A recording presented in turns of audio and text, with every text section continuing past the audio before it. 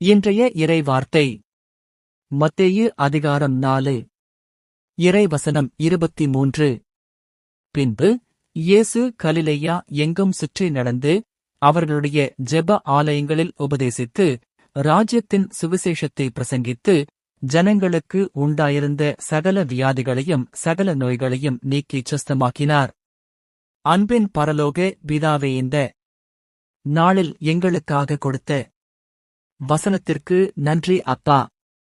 ஆண்டவரே, நீர் ஜனங்களுக்கு உண்டாயிருந்த சகல வியாதிகளையும் சகல நோய்களையும் நீக்கிச் சுஸ்தமாக்கினீர் என்று இந்த வசனத்தின் மூலம் தெரிந்து கொண்டோம்.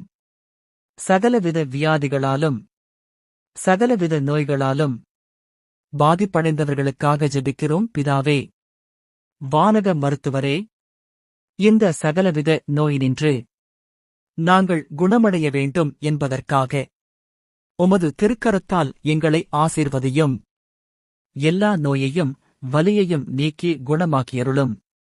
பெற்ற குணத்திற்கும் மூலகாரணம் மருந்தல் எல்லாம் வல்ல உமது தெய்வீக ஆற்றல் என்பது எல்லோருக்கும் புலனாகும்படி எங்களுக்கு சுகமளித்தருளும். இவ்வுலக துன்பமெல்லாம் கொஞ்ச நாளுக்குத்தான் என்ற உயரிய உண்மை எங்கள் உள்ளத்தை நிரப்பட்டும் ஆண்டவரே.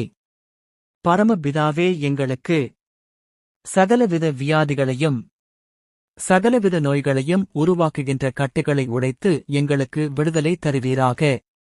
ஆமென். உலகம் என்னை வெறுக்கும் போது உடைந்து போகின்றேன்.